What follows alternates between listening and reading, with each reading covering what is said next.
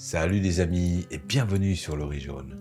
Il vous reste peut-être un rôti de porc du midi. Ce soir, vous n'avez pas envie de remettre ça. On vous propose donc une recette super simple pour rendre tout cela un peu plus exotique sous forme de bao. Mais avant, il va nous falloir bien entendu un reste de rôti de porc, du gingembre, de l'oignon botte ou de la cébette, de la sauce soja, de la sauce huître, de l'huile de sésame, de la sauce hoisin, du poivre, de la farine, de la levure boulangère et de l'huile, colza, tournesol ou neutre.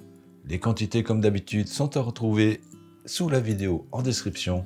Nous, si vous voulez bien, on y va pour la petite préparation. Commençons par la pâte à bao. Mélangez la farine de blé à la levure boulangère et avec une grosse pincée de sel. Attention à la levure boulangère, il existe une version instantanée comme utilisée ici, mais aussi une version où il faut la réactiver. Donc ne pas oublier l'étape d'activation. Incorporez ensuite l'eau, pétrir une petite minute, puis ajouter de l'huile et incorporer l'ensemble en pétrissant pendant 6 minutes. Formez une boule, on couvre, puis on laisse lever une petite heure dans une pièce la plus chaude si possible. Quoi qu'il en soit, il faut qu'elle ait au moins doublé de volume. En attendant, coupez le rôti de porc en de petits cubes de 6 à 7 mm environ.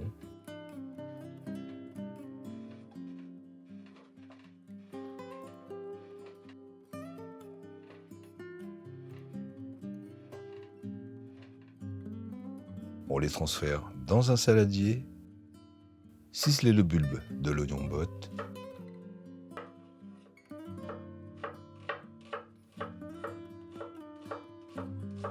Le reste en rondelles.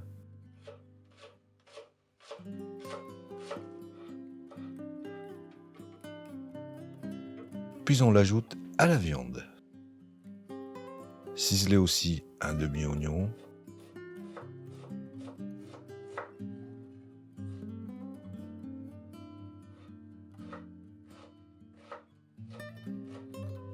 L'ajouter au saladier. Y râper un morceau de 2 cm de gingembre.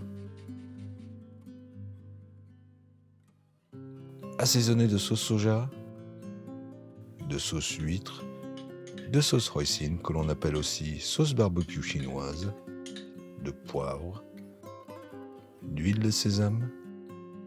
Terminez avec 4 cuillères à soupe d'eau. Bien mélanger l'ensemble et réserver au frais. Préparez aussi 6 carrés de papier cuisson de 8 cm environ.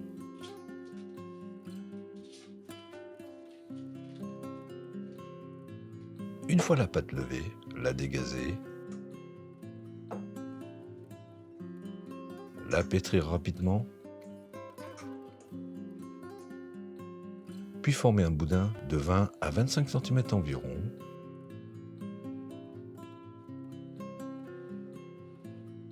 Ensuite, le séparer en 6 parts égales. Reformer des boules avec chaque part. Les abaisser pour des galettes de 14 cm de diamètre, en essayant de garder de l'épaisseur au centre.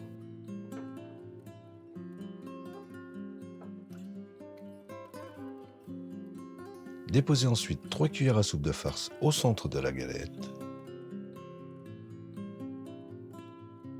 Pincez le bord pour un premier pli, puis de l'index, rabattre la pâte vers le pouce pour former un deuxième pli.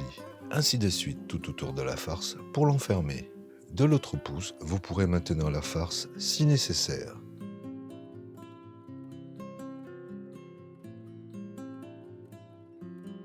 Une fois cette farce enfermée, pincez pour souder. Uniformisez le bao, le placer sur un carré de papier cuisson. Si vous avez un peu de mal pour ce type de pliage, aidez-vous d'un petit bol de 9 cm environ de diamètre, pas trop profond. Placez la galette en la centrant dans le petit bol et s'assurez qu'au moins 1 cm de la pâte déborde du bol. Placez 3 cuillères à soupe de farce, faire un premier pli et à deux mains faire les autres plis comme pour la première méthode tout autour de la farce.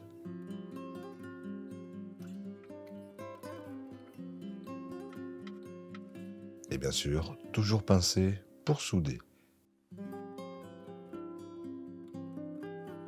uniformiser. Placez la base sur un carré de papier cuisson.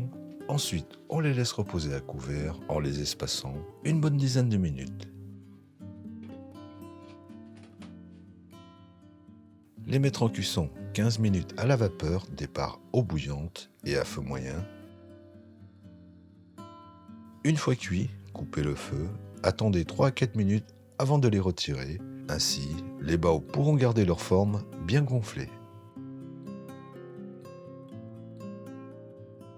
Une recette plutôt simple, bien que le pliage peut paraître un peu compliqué, mais la technique avec le petit bol, ce sera beaucoup plus simple. Voilà, toujours aussi simple et efficace comme d'habitude. En attendant de vous retrouver pour une nouvelle vidéo, on vous dit à bientôt et bon appétit. Ah, j'allais oublier, même si vous n'avez pas de reste de rôti de porc, vous pouvez aussi utiliser un poulet rôti par exemple. Voilà, bon appétit.